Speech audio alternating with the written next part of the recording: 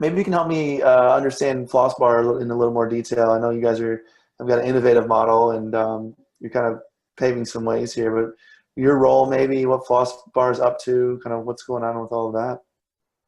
Yeah, for sure. So, I've been in the industry for a good 10 years.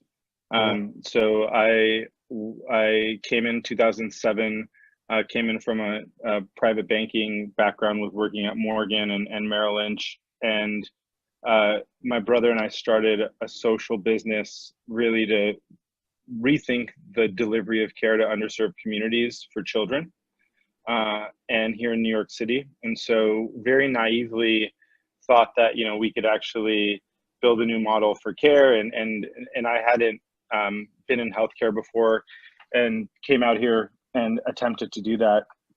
And really through that process, just realized what are the challenges that we face as a healthcare system, where, in the richest city in the world, and the richest country in the world, you, within a 20-minute subway ride of Midtown Manhattan, you end up in any direction somewhere that feels like very much like a third world country, as far as how the delivery of care is. And when you look at the numbers as far as disease, the disease load on underserved communities is disproportionate to any other community. And you see that live right here in New York City.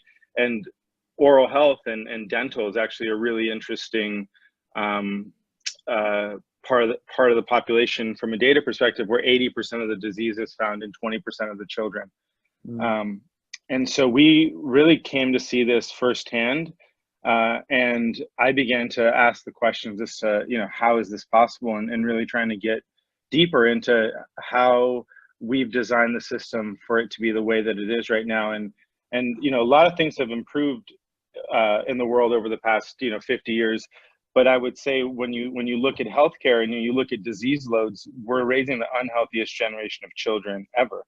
So we've never had this kind of disease load. And so even though, what they say, quality of life or poverty or access to clean water, these things have gotten better.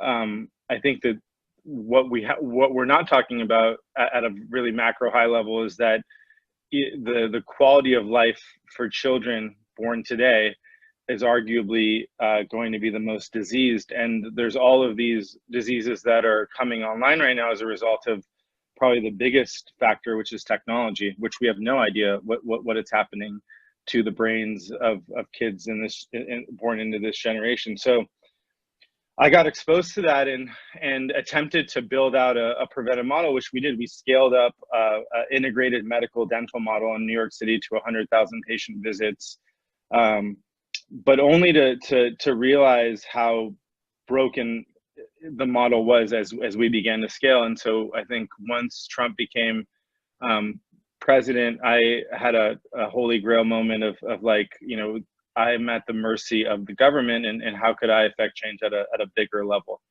Took some time off and really started to dig into discovering, what are the levers that are the causal levers of not just the healthcare challenge, but all of these other sector challenges. And is there are there things that are connected across these various sectors as far as like foundational challenges, foundational problems, and really came to the conclusion that we're moving towards a new economic model altogether, where capitalism is the driving factor of so much of capitalism as we know it, as we've designed it, is a driving factor of so many of the root issues that society faces. And right now it's time for us to experiment new models of value exchange, which you could call it capitalism 3.0, a new economic model, whatever you want to call it. It's essentially an experimentation into new ways of thinking, new ways of governance, new ways of value exchange. And I think what's been cool is that over the past few years, blockchain has brought forth with it a deep sense of excitement and also a deep sense of funding, in the sense that there's more money that's gone into blockchain projects this past year than all of early VC combined. which shows you just the appetite as far as where the money is going for what's coming.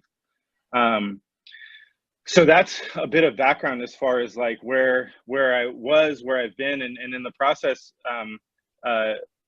as far as on the dental side, I was on the founding team at Curve, which was the first online practice management solution.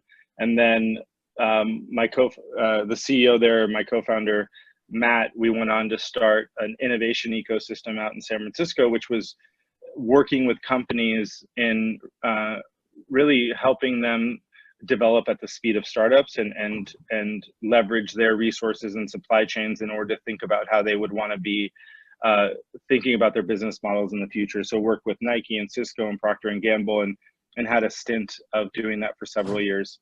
And so now I've come out, and over the past 18 months have really attempted to recreate yet another sort of test in what's possible. And so there's a ecosystem that I've started, which we're still in stealth mode. And as part of that, we're looking at dental as a really interesting market and a use case as far as a network for what's possible, and using dental as an experiment for new economic models as far as thinking of it as a sector, because it has all of the attributes that you would want to experiment with, where you've got a global network that's probably one of the tightest global networks that are out there, at least nationally. It's probably one of the tightest. The ADA is a really tight network. And you've got a growing population of 80% plus boomers and people that are going to be transitioning. Mm-hmm. So there's this huge value transition that's happening. And then fundamentally at the core of the network, you've got this disease model that has been the default of the network, which has ultimately caused, the outcomes of 50% of the people not going to the dentist, and there's this fundamental divide between your body and your mouth and the medical dental connection. And so it's a really interesting, sector to look at, experiment with, and think of new models for. And so that's where Floss Bar comes in, along with a bunch of other experiments that we're doing, which what we're really thinking is like industry defining projects or models. And we're taking a big bet that if you follow the healthcare dollars of the 3.2 trillion, which is soon to be 4 trillion, if you follow the money is being spent by way of the corporations. And for the first time. Sorry. So how many with Floss Bar? How many locations does Floss Bar currently have, and how does it set up? So Floss Bar is right now, it's across 40 states for this year. It's only really, I would say it's really 8 months old as this business model. So we've scaled really quickly. Yeah. We've got to product market fit, fairly quickly. I think the hypothesis has been proven as far as product market fit. And then we're actually have brought in a few other companies that it's not revealed yet, but it's beyond just Floss Bar. So there's several other mobile platforms at play, synergistically working together. And yeah, so it's basically a new type of delivery channel that goes into corporates, starting by way of the mouth, but we've brought on other sub services.